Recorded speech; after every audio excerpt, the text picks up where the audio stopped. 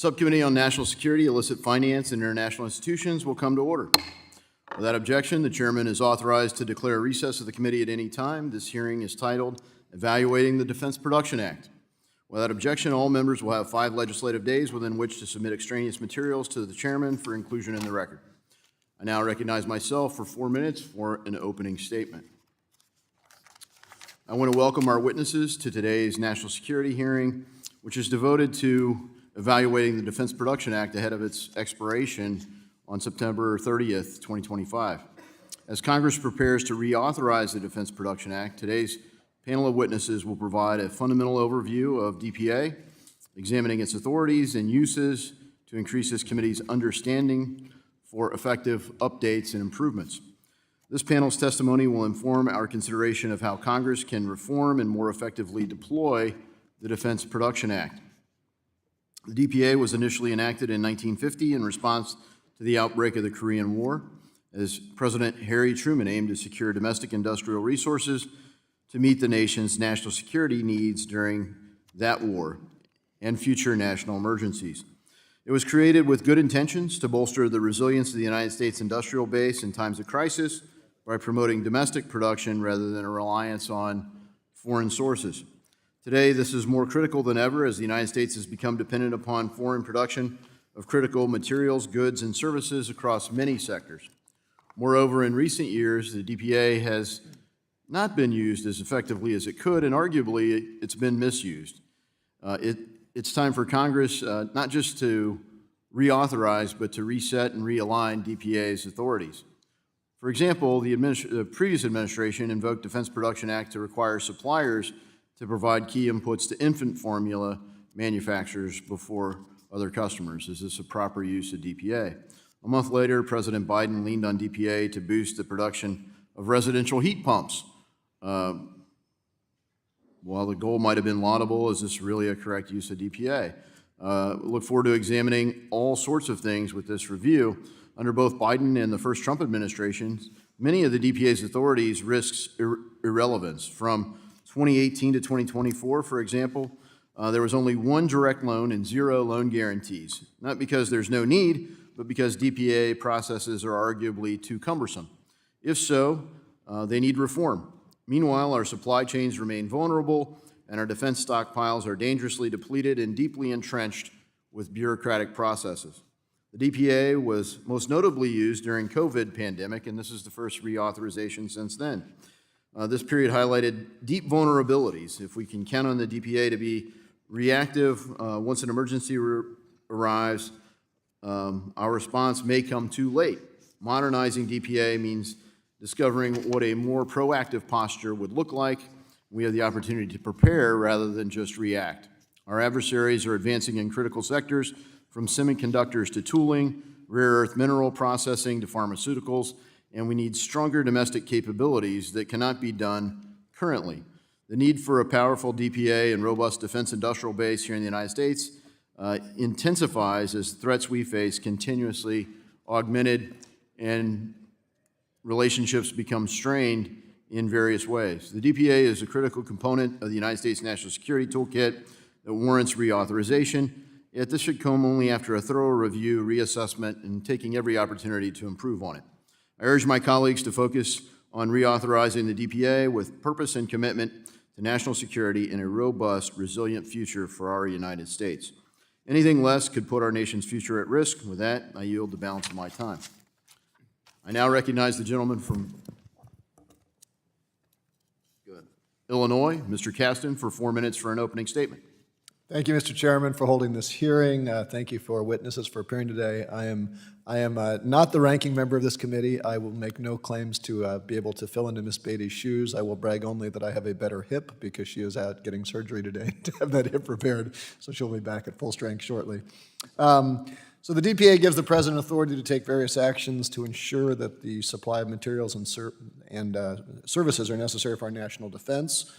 Gives the President the authority to prioritize government contracts, waive international trade agreements, offer incentives within the domestic market to enhance production of critical materials and technologies, if deemed necessary for the national defense. We've seen many benefits in Illinois. Recently saw DPA invoked to help resources in shipbuilding, not because Illinois isn't a port, but because Illinois has a lot of steel manufacturing that was important to that need, and that's an important issue. Over the years, Congress has amended the definition of national defense to include emergency preparedness, energy production activities, critical infrastructure protection restoration, homeland security. We, of course, saw applications to face, when we were facing novel challenges, national security from the COVID-19 pandemic to the increasingly devastating effects of climate change. To tackle those issues, the executive branch has appropriately used the DPA to produce ventilators, vaccines, as well as to accelerate domestic manufacturing of clean energy technologies. In 2022, the Biden administration invoked the DPA to develop and reshape supply chains for transformers and other grid components, solar panels, heat pumps, hydrogen fuel cells. That's relevant because the Department of Defense, on a bipartisan basis going back for decades, has listed climate change as a threat to national security, all the way back to 2008, saying that it must be a part of every strategic decision the department makes. I wish my Republican colleagues didn't criticize the use of the DPA to support cleaner and cheaper energy sources, because it's important. We want electric grid resiliency, but we politicize this. We accuse President Biden of accusing the DPA to advance his agenda. I would argue that the DPA is an important tool to mobilize the U.S. industrial base to meet the demands of national defense, including energy security and independence. And I'd note that President Trump recently invoked the DPA to promote the development of nuclear energy, which the president argues is necessary to achieve energy independence. Also a cleaner source, maybe not a cheaper source, but let's not pick winners, but let's make sure that we do acknowledge that energy security is important. But I do want to acknowledge that I think my Republican colleagues raise a good point. Congress has a long history of solving problems by asking the executive branch to solve them. And then we have a long history of complaining that the executive branch abuses the power that we gave them.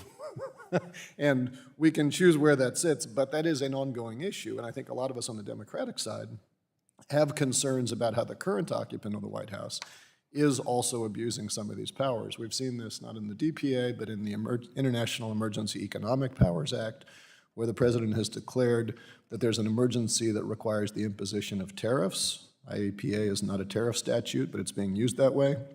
We've seen more recently in the Twitter feud between the president and Elon Musk, Steve Bannon saying that the president should use the DPA to seize SpaceX in retaliation. That is not how the DPA works. And so in this context, I think it is appropriate in this moment that we are discussing how Congress intended the DPA to function and how, if at all, we should tweak the DPA to make sure that Congress continues to fulfill its responsibilities as the Article I branch, and I would submit to you the best branch among the three in Congress. Look forward to the discussion, and I yield back. Thanks, Mr. Caston. I now recognize the chairman of the full committee, Mr. Hill, for 1 minute. I thank you, Chairman Davidson. America is navigating one of the most dangerous and complex global threat environments in recent history. Our adversaries are accelerating innovation, scaling production, and heavily investing in their own national defense capabilities. It's critical that the United States keeps pace and expands our dominance as the leader across the free world. That requires not just military might, but economic resilience, financial agility, and industrial strength. Today, this subcommittee will review the Defense Production Act ahead of its reauthorization. We will explore ways to use the Defense Production Act to secure supply chains and strengthen our domestic industrial base, while ensuring that our agencies have the tools they need to meet these 21st century threats. I thank Chairman Davidson for his leadership. I look forward to our panel, and I thank members on both sides of the aisle for engaging on this important issue, and I yield back. Thank you, Chairman.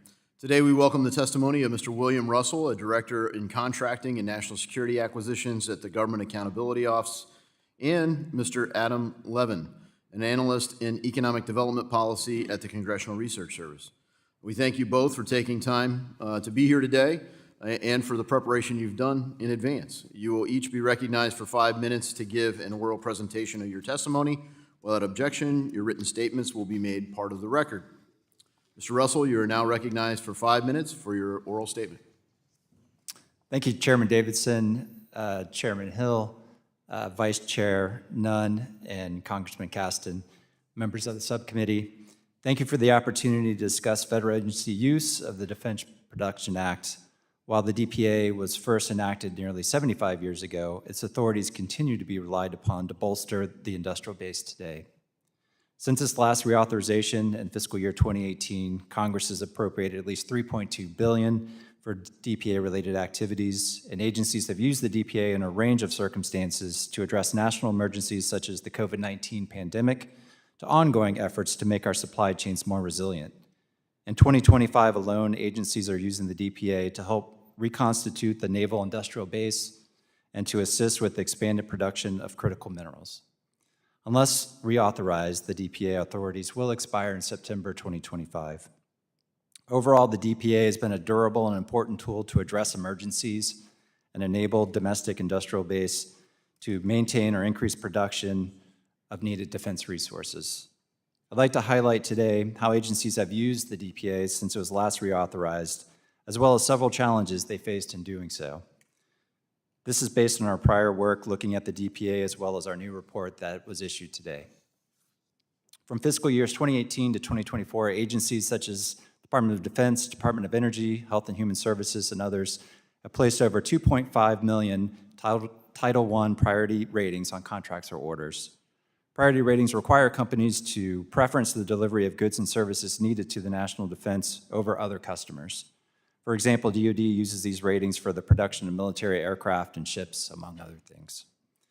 These agencies also made 222 Title III investments valued at approximately $3.2 billion to bolster the domestic industrial base through expansion of manufacturing capacity of existing suppliers, sustaining some of those suppliers, and bringing in new suppliers. For example, DoD completed investments that were used to respond to COVID-19 by expanding production of N95 masks and respirators, and has ongoing investments intended to expand the domestic capacity in areas such as critical materials used in weapon systems, areas like electronics, missiles, munitions, and more.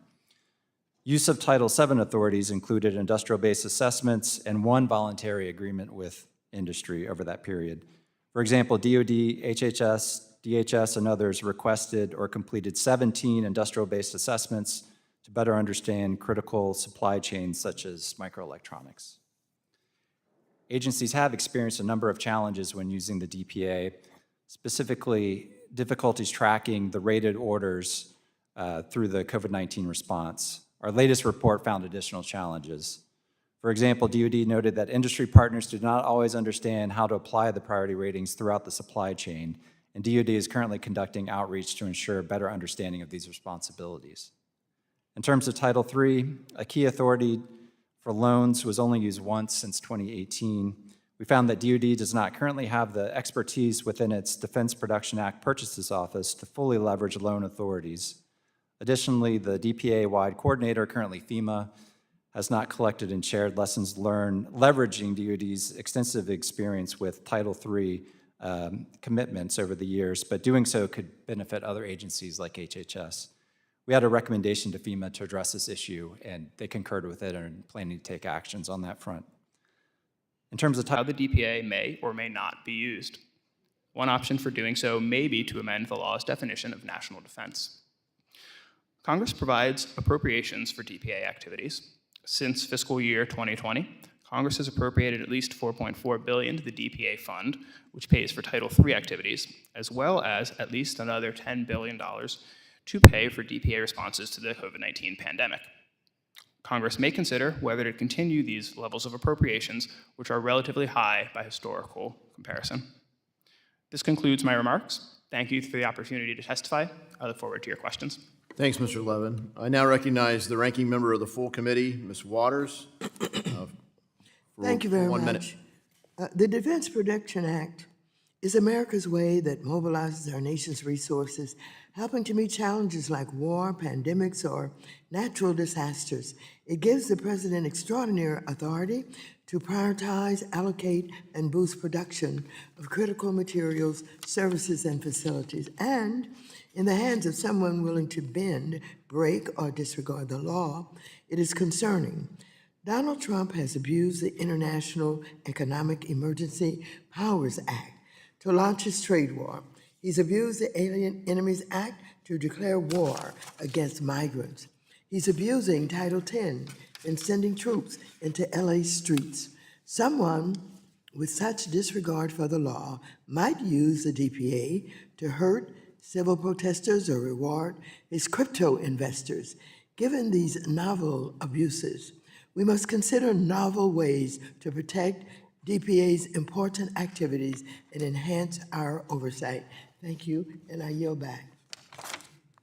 Thank the ranking member. I'll now turn to member questions and recognize myself for 5 minutes to begin questions. Title I of the Defense Production Act deals with priority-rated contracts and orders which take preference over other contracts in the event that a contractor can't meet all required delivery dates. That works fine in the United States for industries that already exist, but we saw in COVID where you had contractors trying to find ultimately the same handful of suppliers, mostly in China, and just bid up the price. So we have challenges even mapping what some of the supply chains look like to be ready in advance. So we found reacting isn't always adequate. Existing priorities and allocations in DPA span from agriculture, defense, energy, commerce, homeland security, transportation, and health resources. I'm aware that recently from 2018 to 2024, nearly all priority ratings were placed for military goods. This makes sense to me given the original intent of President Truman's 1950 legislation, but the world continues to develop and change. However, as I said, the industrial supply of semiconductors, prescription drugs, steel, tooling, rare earth minerals, microelectronics, to name a few, are extremely important for the United States to produce domestically and are key inputs in all aspects of our supply chains. A reliable and resilient industrial base consisting of these inputs, in addition to conventional military armaments, is vital for national security. For instance, the COVID pandemic exposed an enormous existence reliance on China for health supplies. Specifically, India and China are increasingly the leading U.S. sources for generic pharmaceuticals, which account for 91% of all prescriptions in the United States. You can't just turn on those kind of supply chains overnight. So it's time to implement proactive solutions now. Mr. Russell, while DPA originally and currently promulgates military equipment, do you believe it's aligned with the legislation's objectives to consider other sectors like pharmaceuticals in national supply chain readiness? Absolutely, Mr. Chairman. I think we've seen in the last several years since the DPA has been reauthorized that the DPA authorities have been applied across a number of areas. Certainly, a lot of those do have to do with DoD and military equipment, but there are investments in pharmaceuticals. HHS has been using it to help resupply the strategic national stockpile that was so critical during the COVID-19 pandemic. So there are a range of uses for Title I and Title III beyond just the military applications. Yeah, and Mr. Levin, what do you think? I mean, we've mentioned everything from energy security, pharmaceuticals, health supplies. I mean, what do you think about being more proactive with the DPA authorities? Thank you, Mr. Chairman. I echo my colleagues' comments that most DPA uses, are for defense applications by DoD. DoD is the heaviest user of DPA. But what I can also say is that the DPA is generally understood to give the president fairly wide latitude in using it, as long as it is used for the purposes of national defense, and if the president does declare that it is being used in cases of national defense. And I think that's what we've seen in the past few years with some of the non-defense applications of the law. Yeah, so you definitely lean on the presidential discretion. It is kind of wide open. Congress tried to be proactive with the CHIPS Act. President Trump's been critical of that approach. I didn't think it was the best approach, but at least we're recognizing critical shortage. And I agree with Mr. Kasten, we should be a little more proactive. I think this gives us a great opportunity. You know, Mr. Russell, on the defense side, Russia currently produces more artillery, shells, tanks, drones, munitions of all sorts in greater capacity than really NATO combined.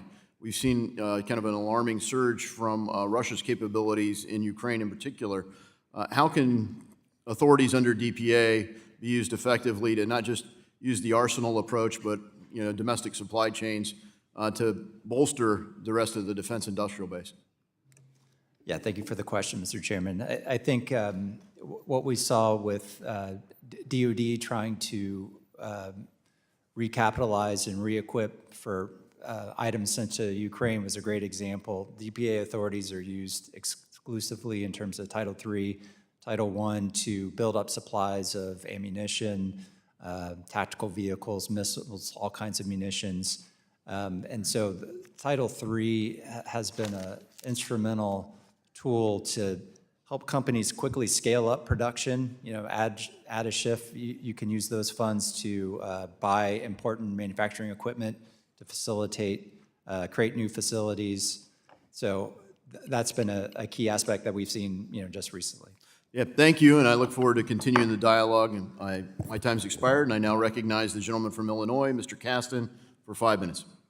Thank you. So I want to start with the observation I made at the start that Congress, the bias whenever we see a problem is to direct the executive branch to solve it. It's much easier to write legislation that way. We could do a better job. I want to start with you, Mr. Levin, and can you just talk about within the existing DPA, can you help us understand what congressional oversight is built into that constrains the executive branch? Yes, thank you for the question, Representative. There are a few oversight mechanisms. So, for example, with funding of the DPA, Congress has set a cap on the DPA fund, which pays for Title III actions. The unobligated balance at the end of every fiscal year cannot exceed $750 million. That's one example. Another one is for Title III activities. As certain activities over $50 million, that would be over $50 million, require congressional approval before the president can take those activities. Those are a few examples of some of the oversight that Congress has written into the law. Okay. And Mr. Russell, are you familiar with the ways that the DPA has been used in the past to help address U.S. energy supply? Just certainly, Department of Energy has a number of rated orders under Title I. Mr. Levin, any specific examples you're aware of? Yeah, so the DPA in Title I specifically does identify energy as a critical and strategic material, therefore making it eligible for to be covered by the DPA, for example. Okay, and I was thinking of specific ones. I'll just throw out. President Ford used the DPA to build the Trans-Alaska oil pipeline. The Clinton administration used it for oil production. The Bush administration used it to provide natural gas to California during the 2000 electricity crisis. We've used this a lot to recognize the supply. I'm a bit of a nerd on this because I was in the energy industry for 20 years before I came to Congress, and there's an old saying in the power industry that everybody wants to be the third owner of a power plant. I think it's also true for refineries. I think it's also true for transmission lines. You have no control over your commodity cost. You have no control over what you're producing, but you got a ton of capital that's sitting on thin margins. And I think the challenge has often been where the DPA has been handy is how do you build stuff in that environment without government oversight? We've done it with regulated monopolies, et cetera, et cetera. There is a concern, there's political pushback when Biden was using this to say, well, let's build stuff that's cheaper, like wind, like solar, like efficiency. And I think the challenge has been that the industry has always been deathly afraid of cheap energy.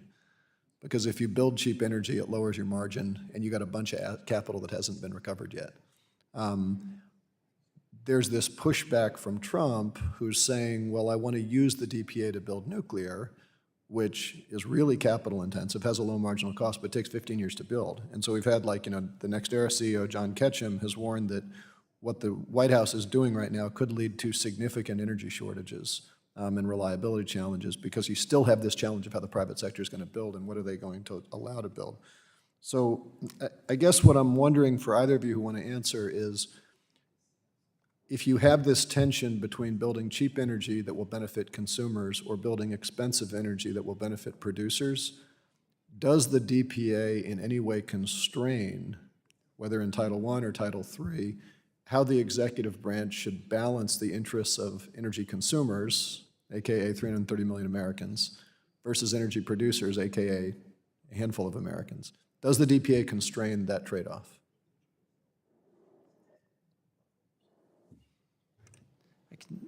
try to address that, Congressman.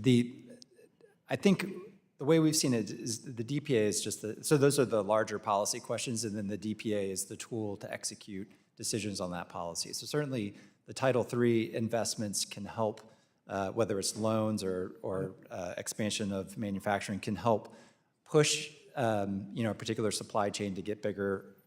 But in terms of the larger framework. So the DPA does not direct the political equities. And this sort of gets to my larger point of we in Congress should be grappling with those political equities. And I would love to see us have a DPA that says if we're going to give that power to the White House, I'd like to see us put consumers first, and I'd welcome any thoughts, and I realize we're out of time, about how we might structure the DPA to ensure that we are always using that very powerful tool to put the interests of Americans first, not just put the interests of American energy producers first. Thank you. I'll yield back. Thank you, Mr. Caston. The gentleman from Kentucky, Mr. Barr, who's also the chairman of the Subcommittee on Financial Institutions, is now recognized for 5 minutes. Thank you. Well, if it wasn't for regulations, cheap, affordable energy would be fossil energy. Regulations are what's driving up the cost of conventional energy. Mr. Levin, permitting and regulatory barriers imposed by the Biden administration have significantly obstructed grid development at a time when our energy demand is rapidly accelerating, driven in large part by the rapid growth of artificial intelligence and data centers needed to power the technology. How can the Trump administration, we know the Trump administration has issued some executive orders on coal and other fossil energy. How can the Trump administration use DPA authorities to either build new or reopen shuttered power plants, whether they're coal-fired plants or gas-fired plants, and strengthen domestic energy reliability? Thank you for the question, Representative. The DPA does give the president broad latitude to invoke the law if it's deemed to be in national defense concern. And you're correct that President Trump did recently issue determination and executive order that named coal as essential to national defense and eligible for Title III assistance. One thing I would say is that the DPA, given that its levels of appropriations and the funding cap, sometimes it can be difficult to, for example, create a new industry or restart an industry as opposed to using the DPA as more of a catalytic investment to get something started. I think that might be a consideration in this case. So under existing Title I and Title III authorities, can the executive branch invoke those authorities to bypass permitting requirements? The DPA does not specifically address permitting requirements. That could be something that Congress will consider. So in reauthorization, we could add that to the toolbox, so to speak, of giving the executive branch under the DPA the ability to expedite permitting. I'm not an expert in permitting, and I believe there are other laws that govern that, but consideration of that could be something Congress could look at least. What other barriers are there that the DPA could potentially eliminate to reopening or building new coal-fired power plants to address the massive need for power for artificial intelligence and data centers?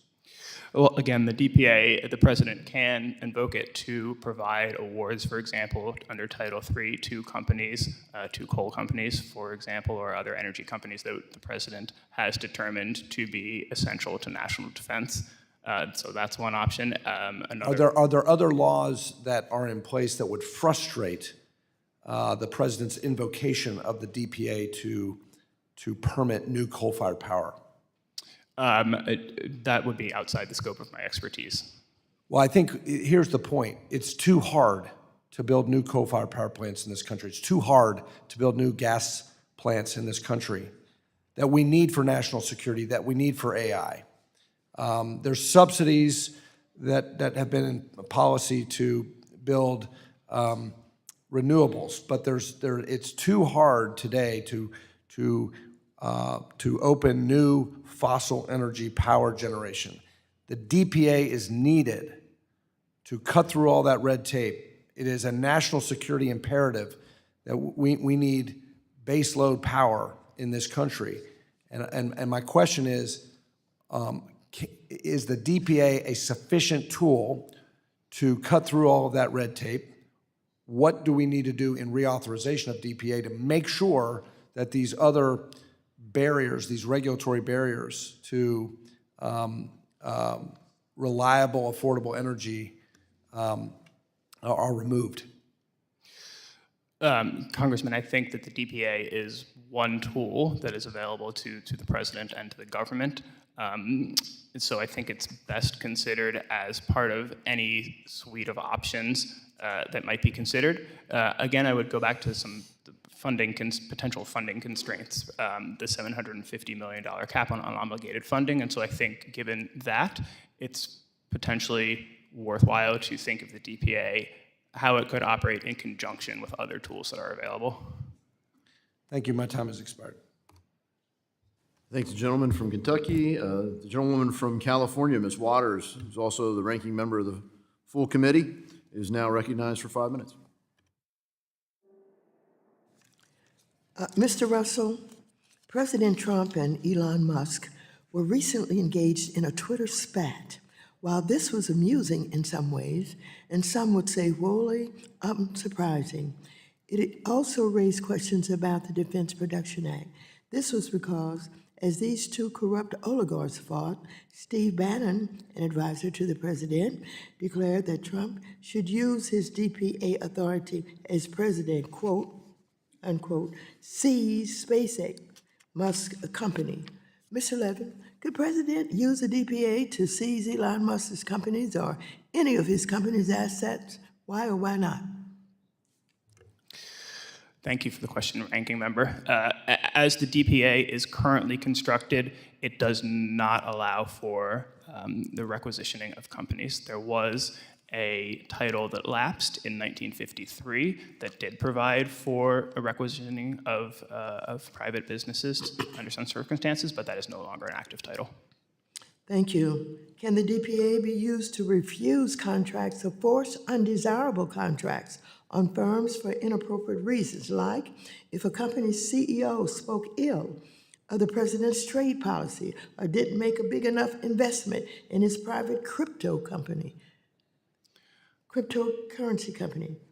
Can they be refused? Can he refuse to be used to refuse contracts? Title I does require companies to accept priority rated contracts. Regulations that are in place do allow for certain exemptions to those requirements.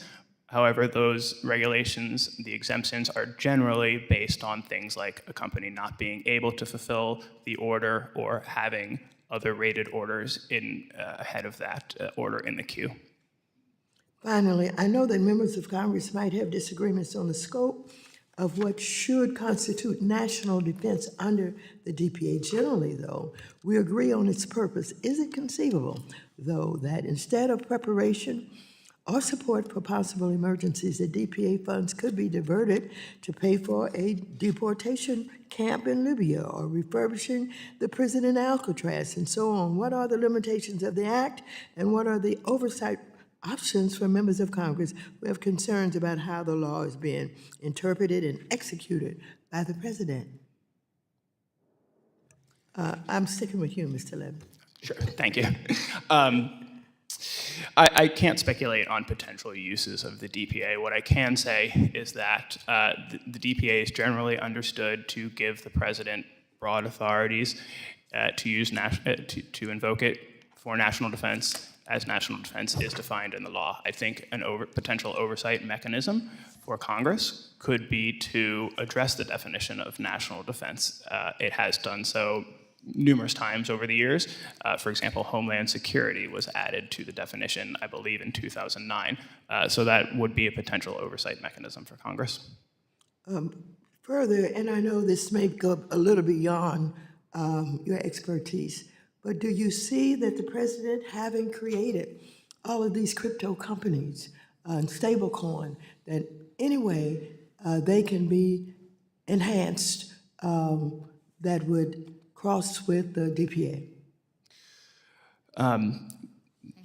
Again, it's hard to speculate on potential cases. That does seem to be outside of the DPA's scope.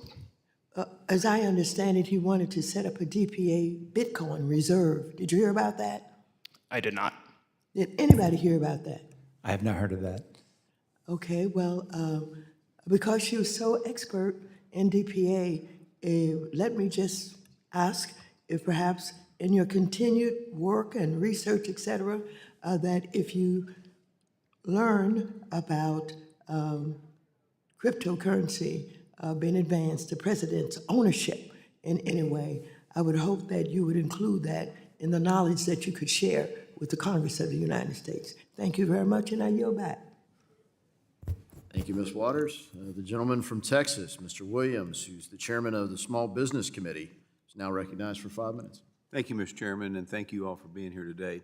When the Defense Production Act is activated in an emergency, the federal government turns to large contractors to fulfill urgent needs. Now, but these larger corporations do not operate in a vacuum. They rely heavily on small businesses for parts, components, and especially services. What often happens is that large primes pass DPA-driven expecting small business to absorb costs, ramp up production, or shift their operation to a moment's notice.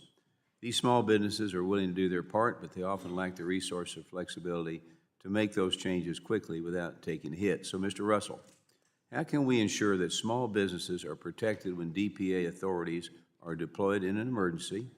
And what can be done to prevent unintended negative impacts on small suppliers and contractors further down the chain? Thank you for the question, Congressman. A couple of thoughts there. One, in Title VII, there is a specific preference for small business utilization and to try to give awards and think of small businesses as part of using the DPA. So that's a plus. That's something the committee could potentially look at to build on in other sections. In terms of the Title I, the rated orders, we did see during COVID-19 an instance with a particular fabric for N95 masks, lots of rated orders, and then some of the sub-tier suppliers that provided those materials got bombarded with competing rated orders. And so the key there, one of the expectations in Title I is for those companies and for the government to have a way to reconcile when those bottlenecks in the supply chain emerge. And so on the supplier standpoint, raise your hand, let the government customer know that you have these competing priorities. But then there has to be a coordination group. Right now FEMA is the lead of agency-wide coordination, but that group has to be active to quickly reconcile and get some relief to those sub-tier suppliers. So it's an important issue to look at. It's one that DoD, when we were doing the recent work, also noted that they're trying to educate some of the sub-tier suppliers on the responsibilities for Title I when they have a rated order. And the only other thing I would add is that within the Title I authorities, there are two types of rated orders, DO, DX. So there is an ability to further prioritize across rated orders. Thank you. One of the biggest complaints I hear from small business owners, especially manufacturers, is that when a national emergency hits, the federal process slows them down. Whether it's an unclear guidance, burdensome paperwork, or long wait times for approvals and reimbursements. Many of these firms simply can't navigate the red tape fast enough to make a difference. And when you're talking about national security disaster response, timing is everything. These small businesses have the talent and equipment but lack a robust compliance department. So again, Mr. Russell, what reforms the DPA could better support small business in scaling production quickly during emergencies without getting buried in federal red tape? Yeah, I'd go back again to look at Title VII and some of the preferences that are already there for small businesses, and maybe that is an area that can be expanded as you think about reauthorization. I think DoD is doing the lion's share of the use of some of the titles, Title I and III in particular. So there could be an opportunity to help educate small businesses. They've tried to streamline the process with white papers and, applying to the needs that emerge. But there's always more improvement to expedite the amount of time that it takes to look at the proposals that the small businesses or other companies propose and then come to a contracting or other decision.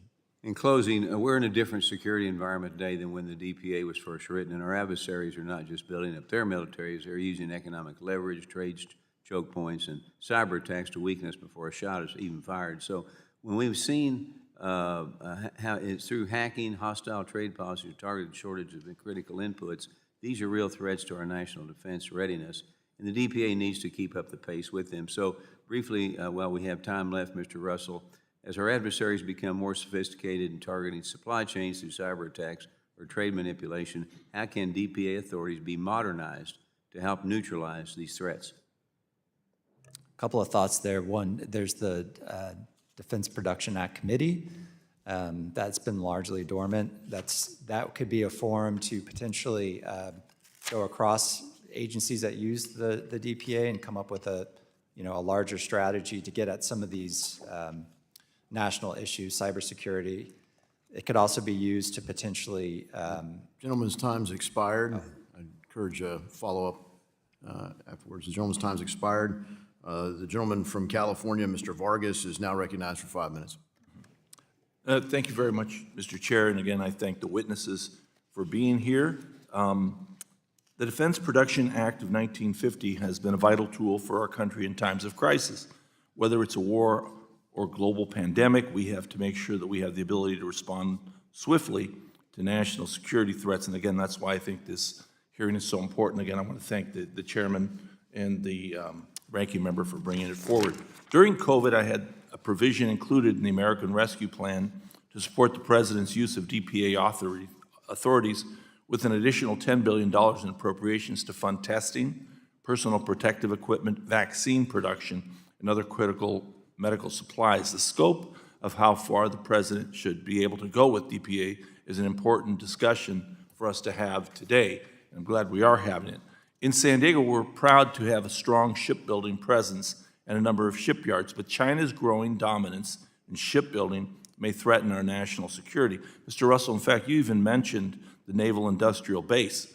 But according to a recent report, China's largest state-owned shipbuilder built more commercial vessels by tonnage in 2024 than the entire U.S. shipbuilding industry has built since the end of the World War II. Now, if that statistic is correct, that's incredible. So how can the DPA be used strategically as a tool to support this domestic shipbuilding that I think is so vital? Yeah, absolutely. And there was a recent executive order to tackle the Naval Industrial Base, so that gives authority to use Title III, which can definitely help. We'll see it play out over time, but in terms of funding to expand the capacity of our shipbuilders, to hire more staff, to get the critical equipment they need, castings and forgings is another area where DPA investments are used to help facilitate shipbuilding. The other aspect would be maybe some industrial base assessments. There's that authority under Title VII that can help to further illuminate where there are some shortfalls in the supply chain and help agencies come up with a strategy to address them. But, you know, a couple of these large companies are in my district, and it's normally not the case that they're trying to find things. It's usually they don't have a contract for a ship. I mean, that's the thing. So they build up their resources in sense of staffing. They get all these great welders, and then all of a sudden they don't have a contract to build a ship or to fix a ship. And all of a sudden they have to lay off all these people, and it's very, very hard for them, once again, to get people to be able to do this. There has to be some way where we can work with the government to make sure that this doesn't happen again.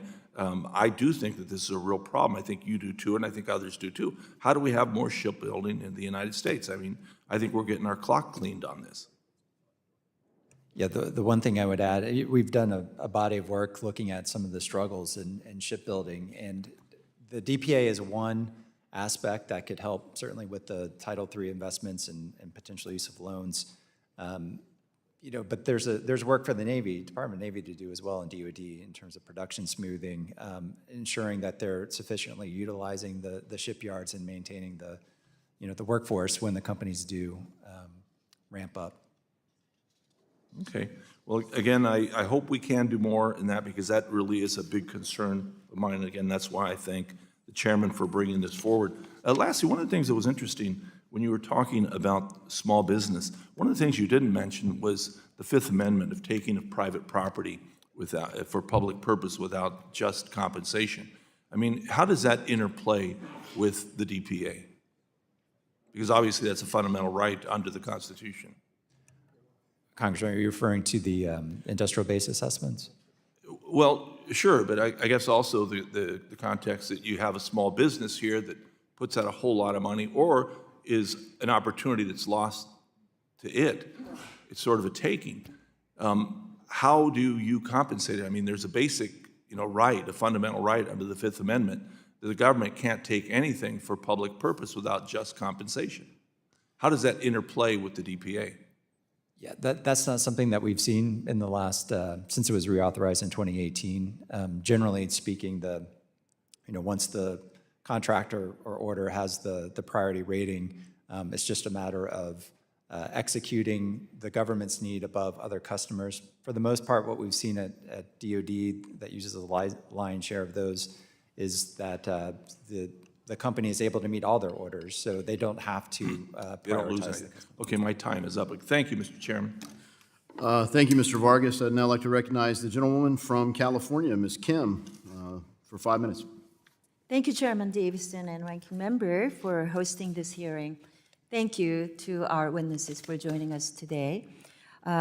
In 2021, those of us in Orange County saw the benefits of the Defense Production Act, or DPA, firsthand, when it was invoked to increase fire hose production. As fires blazed through California, it was thanks to DPA that fire crews had the tools they needed to save lives and protect our homes. So as we consider the reauthorization of DPA, I believe it is critical that we make reforms that will protect our national security and enable efficient domestic supply chains and strengthen emergency preparedness. And one method of achieving that goal is reforming the DPAC, the Defense Production Act Committee. The goal of DPAC was to result in real coordination at the cabinet level and ensure that the president had effective advice on how to utilize the DPA appropriately. But unfortunately, it does not seem like DPAC is fulfilling that role. Mr. Levin, what reforms should we consider to ensure that DPAC fulfills that mandate? Thank you, Congresswoman. I think there are a few things Congress could consider. So when the DPAC was established, it had purview for reporting on all of the DPA Title I, Title III, and Title VII. It was also in statute required to have an executive director. An executive director does not appear to have ever been appointed, and in the later reauthorization, I think it was 2014, the DPAC's remit was reduced to just Title I from all the authorities. So I think Congress could consider whether it wants to go back to the DPAC's original mandate and what tools might be able to strengthen it in doing so. So that could be increased reporting requirements. That could potentially be something like mandating the level of official from the agencies that sit on the DPAC, specifically requiring that. Another thing that I'll mention is that by executive order, FEMA has been delegated to be the chair of DPAC. At one point, that was a rotating position, at least between FEMA and DoD, and DHS through FEMA through DHS, I should say. That could be it could be a rotating position again. The last thing I'll say is, Congress could consider potentially providing appropriations directly for the DPAC. Okay. Well, I do want to see DPAC that's engaged and active within the federal government. And one idea is to achieve that would be increase in assessments and simultaneous coordinations within the DPAC. So do you think that kind of a proposal will be beneficial in creating a more effective DPAC? I think that could be something that could be beneficial. And I think observers have noted that the DPAC was originally charged with interagency coordination, things like that, and has over the years appeared to not totally fulfill that role. Yeah, overall, it seems like we need to thoroughly analyze DPAC and ensure that it functions the way that it was originally intended, and it's a tool during a crisis rather than a liability. Another aspect of the DPA that I'm concerned about is the Section 705. Section 705 authorizes the president to obtain necessary information to conduct the industry studies, and that includes inspection of business records and property. So, Mr. Levin, does anything in the law prevent an administration from using this authority to obtain Americans' personally identifiable information that may be possessed by a business? Nothing in the law specifically prevents that. However, the law does provide that the president or the business that is being, from which the information is being gleaned upon a request can Thank you. I want to get to, you did answer that quickly. I'm going to shift gears and close by touching on China and our over-reliance on them for imported goods. So if we end up in global conflict with China and other countries, our current federal permitting timeline will not allow us to produce the necessary goods to protect Americans. So, Mr. Russell, can you talk about how we can reform the DPA to streamline the permitting and enable private companies to deliver the goods that we need on time? Absolutely. Thanks for the question. I think in short, there was a recent executive order that does just that, tries to target critical materials, critical minerals. As you noted, China does produce the lion's share, or at least the mines, the lion's share of rare earths and other things that are important. And we've seen some instability in that supply over the last few months. The gentlewoman's time has expired. The gentleman from Thank you. I Illinois, yield who's also the ranking member of the Financial Institutions Subcommittee, Mr. Foster, is now recognized for 5 minutes. Thank you, Mr. Chair, and to our witnesses. Mr. Russell, I'd like to start out with a shout out to GAO for all the tremendous work that you did on oversight of Operation Warp Speed, and including the DPA during the COVID crisis. Early on, I think in about April of 2020, I led a letter from Congress basically encouraging the administration to do Operation Warp Speed. And this was, we didn't call it Warp Speed then, but it said, don't worry, just stand up these factories to build vaccines that have not been proven to work. And Congress, we promised, would not yell at you if you build a factory that ended up useless, which is actually what happened. 2 of the 3 vaccines that we put a lot of money into worked, and 1 didn't, and that's okay. That was the thinking behind it. It was shared by Dr. Peter Marks, who actually, I think, coined the term Operation Warp Speed. And he was one of the heroes who stood up the operation in the first place, and it's one of the tragedies of recent history that he recently quit in disgust over all of the activities of RFK and the budget cuts in agencies he's overseeing. But there was really spectacular work that was done, a lot of it with the DPA at the time. And so, and as part of the COVID Select Committee that I was on, I partnered with my Republican partner, Representative Dr. Mark Green, on requesting and then help guiding GAO oversight of Operation Warp Speed. And one of the great things that came out of that is that we have now a bunch of lessons learned. That so if we're in a comparable situation, there's actually a very good set of documents that can be read about what's going to work, what's going to be easy, what's going to be hard, when to use DPA and military assistance versus just going to public. And so that, and the GAO was sitting in on a lot of the the planning of of Operation Warp Speed, and it was great to see that partnership. That those who were executing Operation Warp Speed on the government level understood that GAO sitting in on their meetings and understanding what they were doing was a positive thing, and I heard later that they appreciated the advice in the periodic documents you did. So that is an example of government really working well, and when that happens, you deserve public acknowledgement. And so I guess that's now, the thing that we've struggled with for a long time is that there are lots of critical industries that we should, as a matter of national security, maintain in the United States, or at least in the free world, the countries we trust in the free world, for which the U.S. is not the low-cost supplier.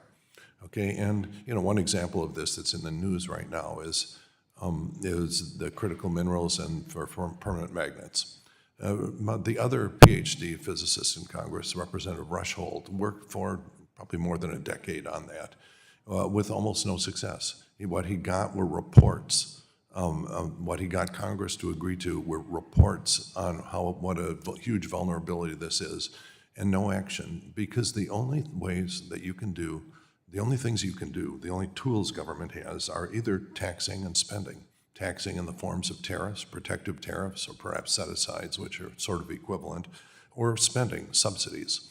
And the problem that Rushholt ran into in trying to get some action ahead of time on critical minerals is that he was faced with Republicans who would not tax and would not spend, even to protect what has turned out to be a really, really critical part of our supply chain.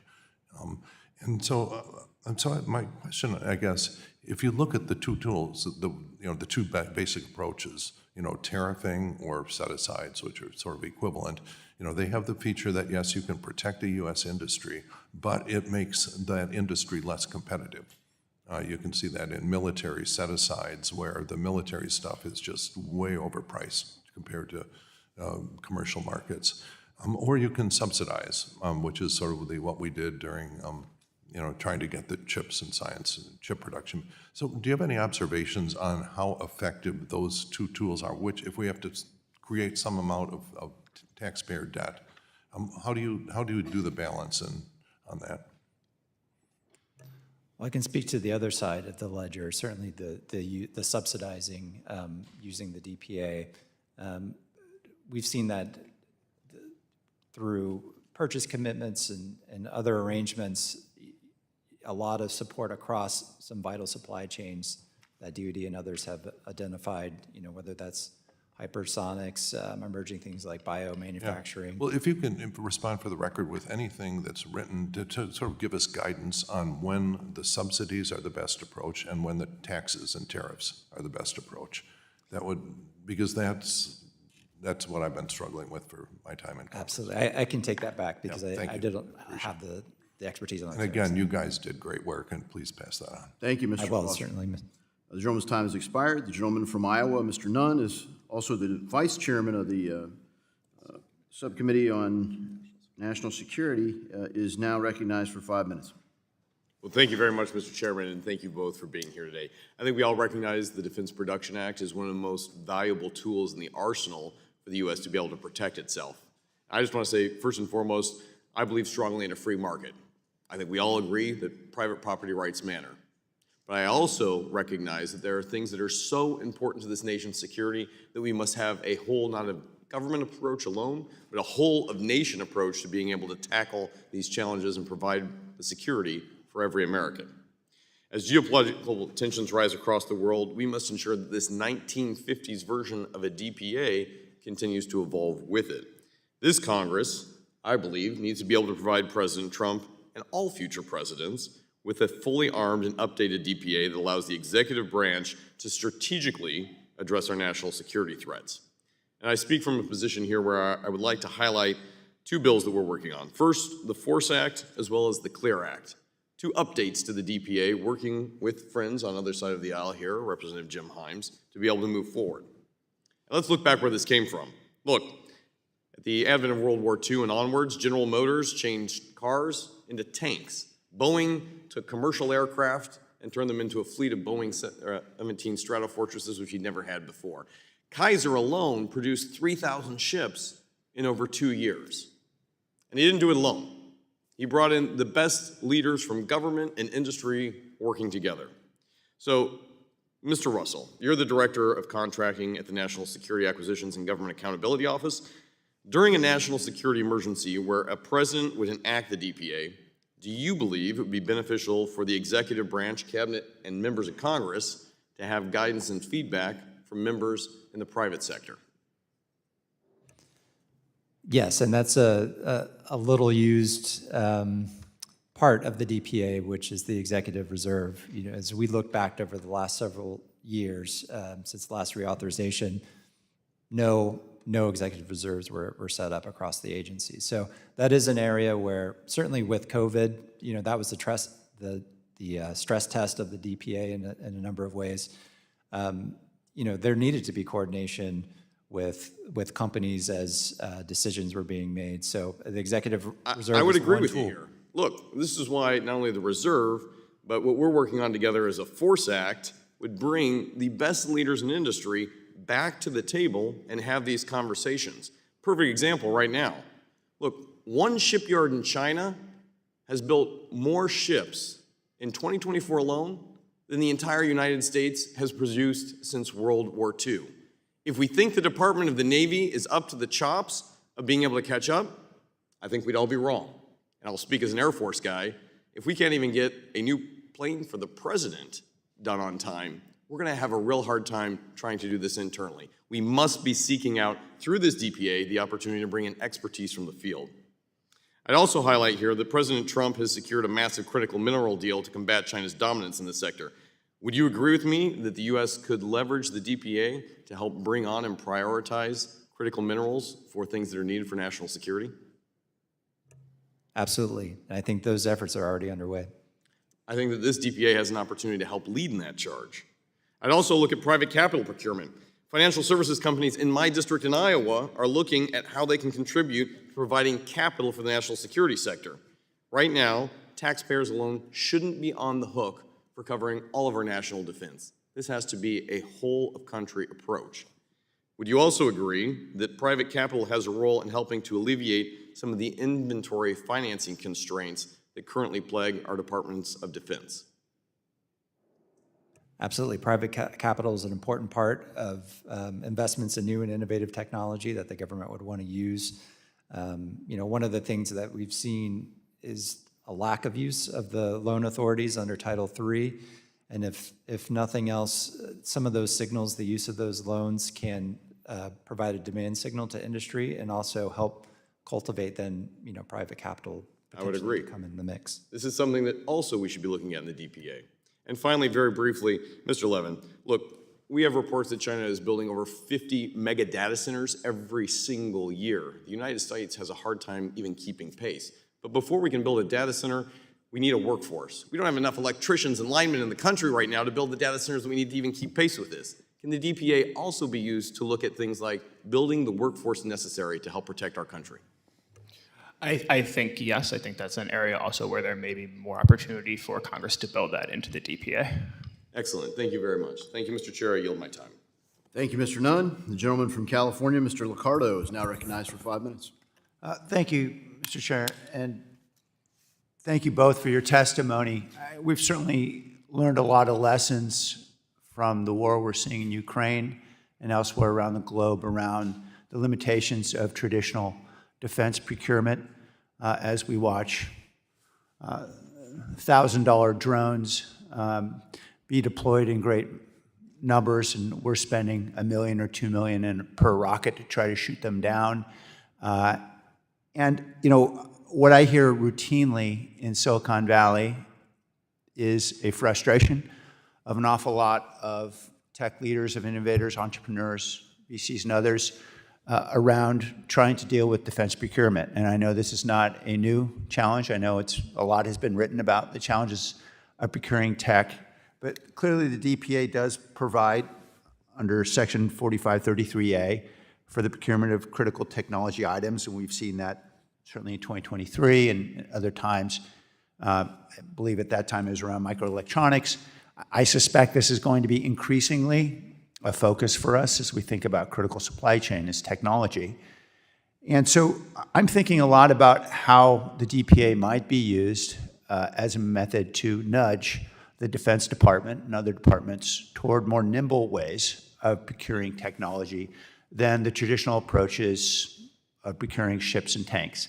I think you've all heard the criticisms that the sclerotic approach of 9-year procurement cycles, of long lists of specifications does not work in a world where technology development is much more dependent on iterative and nimble approaches, whether it's microelectronics or biotech. And so I guess my question is, how do you see that we could use this reauthorization as an opportunity to expand, for example, bipartisan efforts in support of the Defense Innovation Unit, which I know is, over the last decade has demonstrated one alternative approach, or as we saw with Operation Warp Speed, a better approach to procuring technology through the DPA. Thank you, Congressman. I can address that first, at least. I think one thing we haven't mentioned here today, which could potentially be relevant to your question, is mobilization planning. I think that is not something that is directly addressed in the DPA, but could be potentially in any reauthorization, having DoD or other agencies do mobilization planning and connect that to any DPA planning efforts could be something to potentially address that. Thank you, Mr. Levin. Mr. Russell? Yeah, I would just add that I'm glad you mentioned the Defense Innovation Unit. That's a key effort the Defense Department has to try to bring in those innovative companies and scale fast. So to the extent that Title III authorities, whether it's loans, as we talked about earlier, trying to attract private capital in conjunction with loan guarantees and other things that the government can do to help spur and foster that innovation could be a good thing. Thank you. I understand under Title III, we are entitled to impose conditions on how DPA appropriations are used, consistent with congressional intent. I understand we're not the committee that is going to reform defense procurement, and I understand that is not exactly what the DPA is about. But have there been other attempts to essentially nudge procurement in toward a more nimble future through the DPA? Have we seen that before? Are there examples we could look at as guidance? Outside the DPA, there are certainly other efforts to reform defense procurement. It's an area that's been on GAO's high-risk list, I think, since the 90s. So just effort, usually it's the Defense Authorization Act would have the shaping legislation for the procurement reforms, but there's certainly more to be done.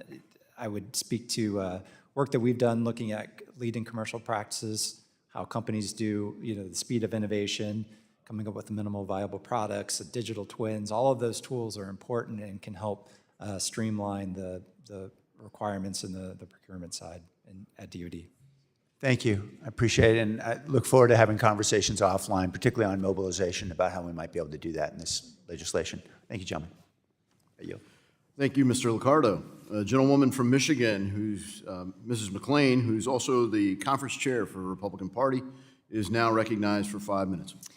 Thank you, Mr. Chairman, and thank you for holding this hearing, and thank you both for being here. Appreciate it. Mr. Levin, I want to start with you.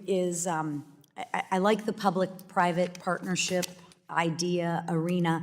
Can you discuss a little bit more of, and give me some examples of the successful voluntary partnerships between the government and industry that actually bolster our country's national defense? Because I do think we're onto something with this.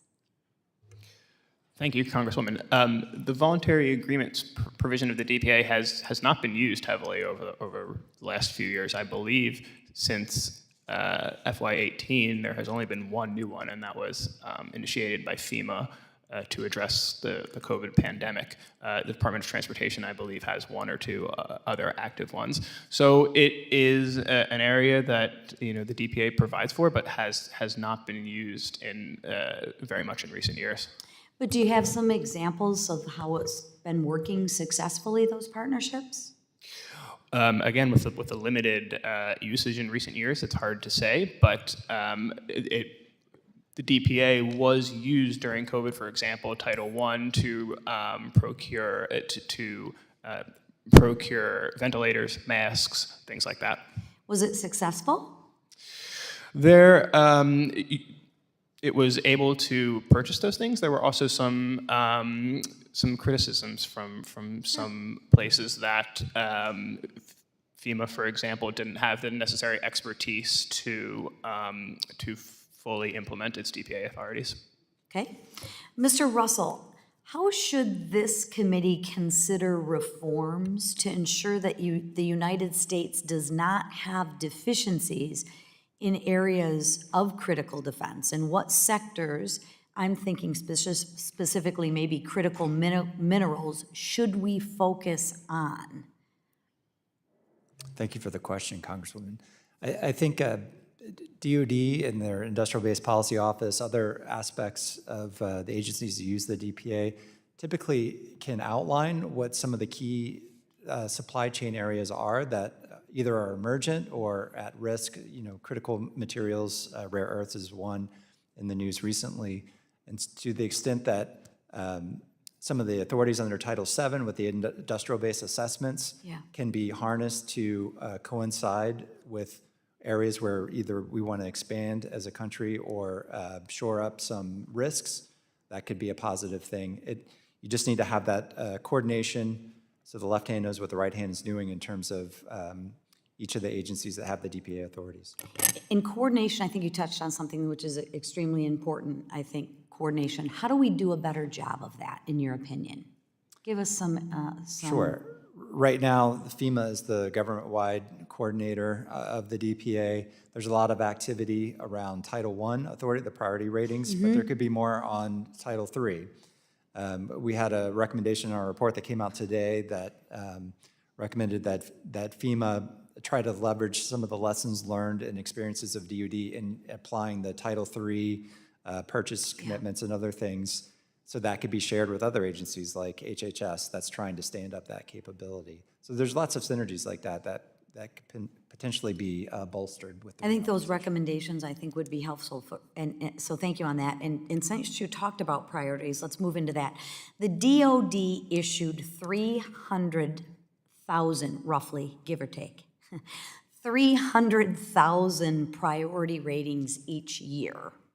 Seems like a lot. And my concern, if everything is a priority, then nothing is a priority. I mean, 300,000 priorities seems pretty large to me. What I'm wondering is, how can we reform the performance rating system so that we are actually using the DPA in a thoughtful, targeted manner, right? I mean, I'm not saying, but 300,000 seems to be a lot. How do we narrow that down and really funnel our criteria for making those decisions a priority? I would say for the lion's share of those priorities do relate to the Department of Defense, and they pretty much put priority ratings on all procurement contracts related to the big defense, major defense weapon systems, other activities. What we've heard from industry associations and in talking to the DoD folks that administer those programs is it's sort of baked in. The contractors understand their responsibilities for the priority ratings. The key is where there are bottlenecks or challenges that occur at the sub-tier, that those get elevated and then resolved quickly. Okay, my time has expired. Thank you. Thanks, Mrs. McLean. I would like to thank our witnesses for their testimony today. Without objection, all members will have 5 legislative days to submit additional written questions for witnesses to the chairman. Questions will be forwarded to the witnesses for their response. Witnesses, please respond no later than July 17th. This hearing stands adjourned.